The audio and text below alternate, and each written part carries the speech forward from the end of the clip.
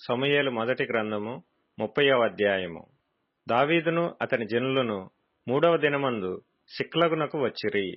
అంతలో అమాలేకీయులు దండెత్తి దక్షిణ దేశము మీదను సిక్లగు మీదను పడి కొట్టి దానిని తగలబెట్టి గనులనేమి అల్పులనేమి అందులోనున్న ఆడువారందరినీ చెరపట్టుకొని చంపక వారిని తీసుకొని వెళ్లిపోయి యుండిరి.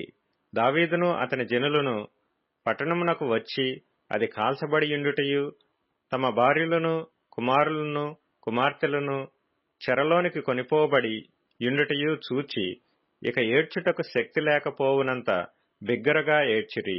యెజ్రెయేలీయురాలైన అహీనోయము కర్మెలీయుడైన నాబాలు భార్య అయిన అబీగయీలు అను దావీదు ఇద్దరు భార్యలను చెరలోనికి కొనిపోబడగా చూచి దావీదు మిక్కిలి దుఃఖపడెను. మరియు తమ తమ కుమారులను బట్టియు కుమార్తెలను బట్టియు జనులకందరికీ ప్రాణము విసికినందున రాళ్లు రువ్వి దావీదును చంపుదము రండని వారు చెప్పుకొనగా దావీదు తన దేవుడైన యెహోవాను బట్టి ధైర్యము తెచ్చుకొనెను.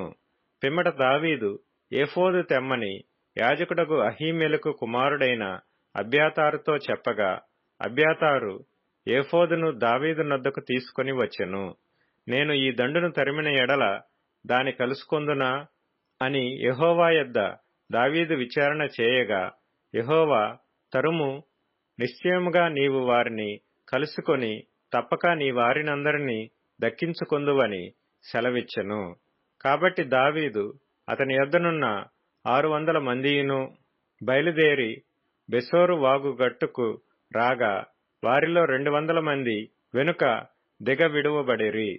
దావీదును 400 మందియును ఇంక తరుముచూ పోయిరి గాని ఆ 200 మంది అలసటపడి బెసోరు వాగు దాటలేక ఆగిరి. ఆ 400 మంది పోవుచుండగా పొలములో ఒక ఐగుప్తీయుడు కనబడెను. వారు దావీదునొద్దకు వాని తోడుకొని వచ్చి వాడు 3 రాత్రింబగళ్ళు అన్నపానములేమియూ పుచ్చుకొనలేదని తెలుసుకొని వానికి భోజనము పెట్టి దాహమిచ్చి అంజూరపు అడలోని ముక్కను 2 ద్రాక్ష గెలలను వానికిచ్చిరి. వాడు భోజనము చేసిన తరువాత వాని ప్రాణము తెప్పరిల్లగా దావీదు, నీవు ఏ దేశపు వాడవు, ఎక్కడ నుండి వచ్చితివని వానినడిగెను. అందుకు వాడు, నేను ఐగుప్తీయుడనై పుట్టి అమాలేకీయుడైన యొకనికి దాసుడనైతిని. 3 దినముల క్రిందట నేను కాయలా పడగా నా యజమానుడు నన్ను విడిచిపెట్టి పోయెను.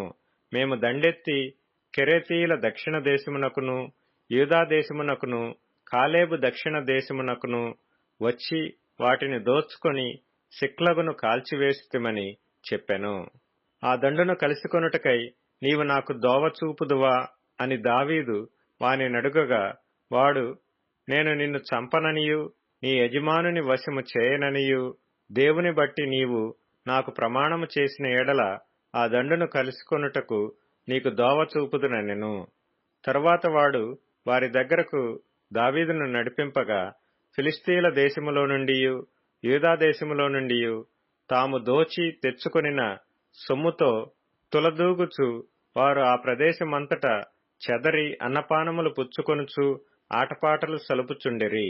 దావీదు సంగతిని గ్రహించి సంధ్యవేళ మొదలుకొని మరునాటి సాయంత్రము వరకు వారిని హతము చేయుచుండగా ఒంటిల మీద ఎక్కి పారిపోయిన 400 మంది యవనులు తప్ప తప్పించుకొనిన వాడు ఒకడునూ లేకపోయెను. ఈలాగున దావీదు అమాలేకీయులు దోచుకొని పోయిన దానంతటినీ తిరిగి తెచ్చుకొనెను. మరియు అతడు తన 2 భార్యలను రక్షించెను. కుమారులేమి కుమార్తెలేమి దోపుడు సొమ్మేమి వారు ఎత్తుకొని పోయిన దానంతటిలో కొద్దిదేమి గొప్పదేమి ఏదియూ తక్కువ కాకుండా దావీదు సమస్తమును రక్షించెను.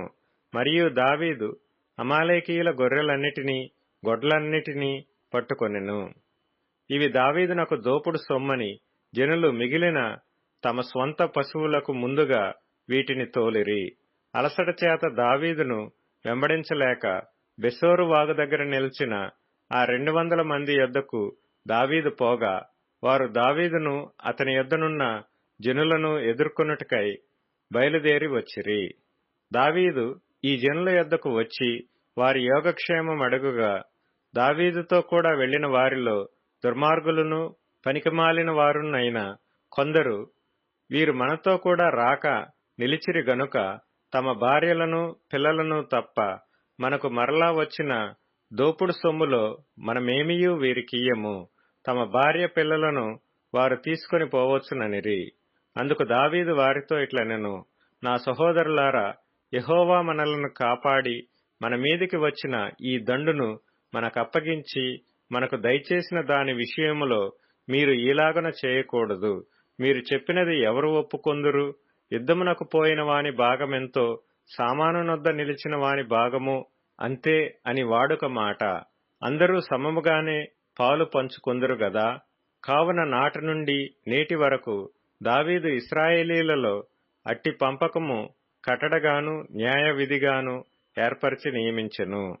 దావీదు సిక్లగునకు వచ్చినప్పుడు దోపుడు సొమ్ములో కొంత తన స్నేహితులైన యూదా పెద్దలకు ఏర్పరిచి, యెహోవా శత్రువుల యొద్ద నేను దోచుకొనిన సొమ్ములో కొంత ఆశీర్వాద సూచనగా మీకు ఇచ్చుచున్నానని చెప్పి వారికి పంపించెను. బేతేలులోను దక్షిణ రామోతులోను యత్తీరులోను అరోయేరులోను షిప్మోతులోను ఎష్టెమోలోను రాకాలులోను యెరహ్మెయేలీయుల గ్రామములలోను కేనీయుల గ్రామములలోను హోర్మాలోను కోరాషానులోను అతాకులోను హెబ్రోనులోను దావీదును అతని జనులను సంచరించిన స్థలములన్నిటిలోనూ ఉన్న పెద్దలకు దావీదు పంపించెను.